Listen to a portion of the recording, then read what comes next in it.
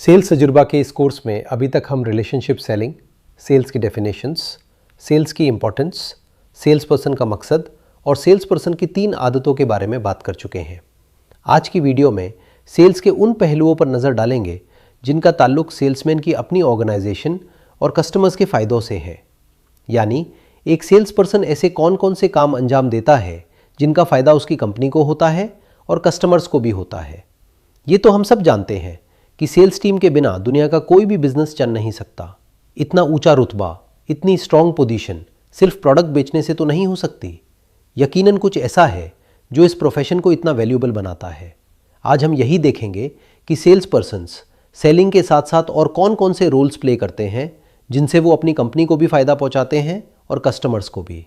आपको as a sales person in roles का इसलिए मालूम होना चाहिए कि आप हर एक रोल को ठीक से समझकर उनमें महारत हासिल कर सकें। आप इन रोल्स में जितना ज़्यादा एक्सपर्ट होंगे, आपकी पोजीशन उतनी ही स्ट्रांग होगी।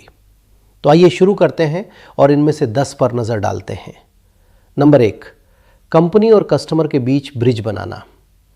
सबसे पहला रोल एक सेल्स पर्सन का होता है ब्रिज बनाना। कंपनी प्रोडक्ट बनाती है या सर्विस प्रोवाइड करती है, लेकिन ना तो प्रोडक्ट खुद चलकर कस्टमर के पास आ सकता है और ना ही कस्टमर प्रोडक्ट के पास जा सकता है। एक तरफ तो सेल्समैन प्रोडक्ट को समझता है, उसके कस्टमर्स को तलाश करता है। दूसरी तरफ कस्टमर की ज़रूरत समझकर कंपनी का मुनासिब सॉल्यूशन ऑफर करता है। इस तरह एक सेल्समैन प्रोडक्ट और कस्टमर दोनों को एक दूसरे से कनेक्ट करने का काम करता है। अगर कंपनी ने एक नया प्रोडक्ट लॉन्च किया है तो कस्टमर को उसके फीचर्स, बेनिफिट्स और प्राइस समझाने वाला सेल्स पर्सन ही होगा। प्रिंटिंग जैसी इंडस्ट्री में बहुत से टेक्निकल एस्पेक्ट्स होते हैं, इसलिए डील क्लोज करने के लिए एक अच्छे सेल्स पर्सन की ज़रूरत होती है।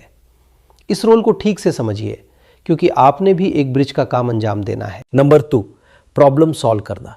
कस्टमर की प्रॉब्लम सुनना, समझना और उसका राइट सॉल्यूशन ऑफर करना ये कोई आसान काम नहीं है। प्रॉब्लम के रूट कॉज तक जाना होता है। कभी कभी बज़ाहिर कुछ दिखता है और असल मसला कुछ और होता है। आप प्रॉब्लम तभी सॉल्व कर पाएंगे जब आप कस्टमर की प्रॉब्लम सुनकर उस प्रॉब्लम की असल वजह तक पहुंच जाए। जब आप किसी के मसले हल करने में उसकी इस तरह मदद करते हैं तो उसका भरोसा जीत लेते हैं। ऐसे में अपना प्रोडक्ट पुश करने की कोशिश नहीं करनी चाहिए, बल्कि जो उसके लिए मुनासिब हल हो वही सजेस्ट करना चाहिए। ऐसे ही ट्रस्ट बिल्ड होता है। ये एक खैर का काम भी है और किसी की मदद करके आप भी अच्छा फील करते हैं। नंबर 3, कंपनी का फेस और ब्रांड एम्बेसडर। अक्सर कस्टमर्स के लिए पहला कॉन्टैक्ट पॉइंट सेल्स पर्सन ही होता है। आप चाहे कंपनी के ओनर हों या स्टाफ, कस्टमर की नज़र में कंपनी की इमेज वही बनेगी जो सेल्स पर्सन से मिलकर क्रिएट होगी। मतलब अगर सेल्स पर्सन पोलाइट, हेल्पफुल और प्रोफेशनल होगा तो कंपनी की इमेज भी पॉजिटिव बनेगी। अगर केयरलेस होगा तो कंपनी की इमेज पर फ़र्क पड़ेगा। इसलिए जब आप किसी से मुलाकात करें तो अपनी अपीयरेंस, कम्युनिकेशन, बिहेवियर, एटीट्यूड वगैरह सबका ख्याल रखें। आप एक इंडिविजुअल नहीं बल्कि पूरे ग्रुप को रिप्रेजेंट कर रहे हैं। Number 4, relationship builder. Sales person का काम सिर्फ एक बार सेल करना नहीं है।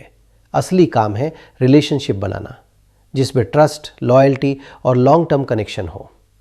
अपने कस्टमर्स के नाम याद रखिए और उन्हें उनके नाम से मुखातिब कीजिए। उनकी पसंद नापसंद को नोट कीजिए। उनकी प्रॉब्लम का सही हल सजेस्ट कीजिए। ऐसा कोई भी मौका हाथ से न जाने दें जहां आपके और कस्टमर के बीच लॉन्ग टर्म रिलेशनशिप बिल्ड हो सके। ये बात हमेशा याद रखिए कि यही आपका असली रोल है। Number 5, market intelligence provider. Sales person ground पर होता है। उसे पता होता है कि कस्टमर्स क्या सोच रहे हैं, मार्केट में क्या चल रहा है और कॉम्पिटिटर्स क्या कर रहे हैं। वो ये तमाम फीडबैक कंपनी को देता है जिससे कंपनी अपने प्रोडक्ट और सर्विस इंप्रूव कर सकती है। अगर कस्टमर्स कह रहे हैं कि आपके प्रोडक्ट में कोई कमी है तो ये फीडबैक सेल्स पर्सन के ज़रिए मैनेजमेंट तक पहुंच जाएगी और इससे पहले कि कोई बड़ा नुकसान हो फ़ौरन उसका हल निकाल लिया जा सकेगा। अगर आप कस्टमर से कोई भी ऐसी बात सुने जो मैनेजमेंट को पता होना ज़रूरी है तो फ़ौरन पहुंचाएं। आपकी कंपनी आपकी आंखों से देखती है, आपके कानों से सुनती है। Number 6, revenue generator. सबसे क्लियर और सिंपल रोल, कंपनी के लिए रेवेन्यू लाना। ये तो सभी जानते हैं कि प्रोडक्ट बेचो, पैसे लाओ। सेल्स के बिना पैसे आएंगे ही नहीं और पैसों के बिना कोई भी कंपनी सर्वाइव नहीं कर सकती। मतलब एक सेल्स पर्सन ही वो इंसान है जो बिज़नेस को ज़िंदा रखता है।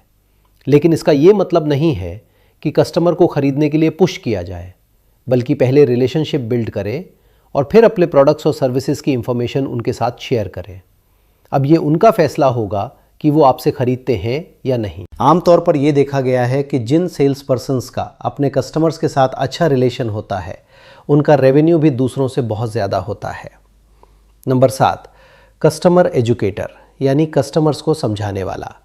बहुत से प्रोडक्ट सिंपल नहीं होते, कस्टमर को आसानी से खुद ब खुद समझ में नहीं आते। ऐसे में एक सेल्स पर्सन का रोल होता है एजुकेट करना, फीचर समझाना, डेमो देना और डाउट्स क्लियर करना। प्रिंटिंग सर्विसेज में मटेरियल, साइजेस, कलर्स जैसी बहुत सी टेक्निकल चीज़ें कस्टमर्स को समझानी पड़ती हैं, तभी वो अपने लिए सही फैसला कर पाते हैं। हाँ, ये बात है कि आपको खुद भी काफ़ी मालूमात रखनी होती है, काफ़ी एजुकेटेड और अप टू डेट रहना होता है, तभी आप किसी दूसरे को समझा पाते हैं। Number 8, negotiator. Sales person customer और कंपनी के बीच का मीडिएटर भी होता है। वो प्राइस और वैल्यू दोनों बैलेंस करता है। एक तरफ तो उसको कंपनी का प्रॉफिट भी देखना होता है और दूसरी तरफ कस्टमर का बजट भी समझना होता है। आप कभी अपने मैनेजर से डिस्काउंट के लिए नेगोशिएट कर रहे होते हैं और कभी कस्टमर को कन्विंस करने के लिए। नेगोशिएशन एक फन है, इसमें ज़रूर महारत हासिल कीजिए। नंबर 9, आफ्टर सेल सपोर्ट, यानी सेल्स क्लोज होने के बाद भी सपोर्ट करना। कुछ लोग समझते हैं कि डील क्लोज होते ही सेल्स पर्सन का काम खत्म हो गया, लेकिन असल में उसका रोल यहाँ से और ज़्यादा इंपॉर्टेंट हो जाता है। फॉलोअप कॉल्स, क्वेरी सॉल्व करना, वारंटी क्लेम्स में हेल्प करना, ये सब आप ही की जिम्मेदारी है। जब आप ये रोल सही से प्ले करते हैं तो कस्टमर आपका लॉयल बन जाता है, और जैसा कि आप जानते ही हैं, यही आपका मकसद है। Number 10, confidence builder. जितनी बड़ी डील होगी, कस्टमर उतना ही खौफजदा होगा, कंफ्यूज्ड होगा। उसको डर होता है कि मेरा ये फैसला ठीक है भी या नहीं। ऐसे में आपकी जिम्मेदारी है कि उसके डाउट्स दूर करें, कस्टमर को कन्विंस करना और उसका डिसीजन ईजी बनाना। ये आपका हिडन लेकिन इंपॉर्टेंट रोल है। कस्टमर अगर कंफ्यूज्ड हो कि उसे ये प्रोडक्ट लेना चाहिए या नहीं, तो ऐसे में सेल्स पर्सन के पॉजिटिव वर्ड्स और कॉन्फिडेंस उसे मोटिवेट करते हैं। याद रखिए कि बहुत सी डील्स क्लोज होते होते रह जाती हैं क्योंकि सेल्स पर्सन ने इस रोल को सही से नहीं निभाया होता। आपने ये गलती हरगिज नहीं करनी है। हमने यहाँ सिर्फ 10 रोल्स डिस्कस किए हैं और वो भी मुख्तसर। हमारा मकसद आपका ध्यान इनकी तरफ दिलाना था। लेकिन ये बात तो क्लियर हो गई होगी कि एक सेल्स पर्सन का रोल सिर्फ बेचने तक लिमिटेड नहीं है। वो एक ब्रिज है, प्रॉब्लम सॉल्वर है, एजुकेटर है और सबसे इम्पॉर्टेंट एक रिलेशनशिप बिल्डर है। एक चीज़ हमेशा याद रखिए, आपकी वैल्यू सिर्फ एक डील क्लोज करने से नहीं, बल्कि एक बिजनेस को ग्रो करने से बनती है। यही डिफरेंस होता है एक एमेच्योर और प्रोफेशनल सेल्समैन में। अब आप सोच रहे होंगे ये एमेच्योर और प्रोफेशनल सेल्समैन क्या होते हैं? तो चलिए अगली वीडियो में इसी डिफरेंस को ठीक से समझते हैं।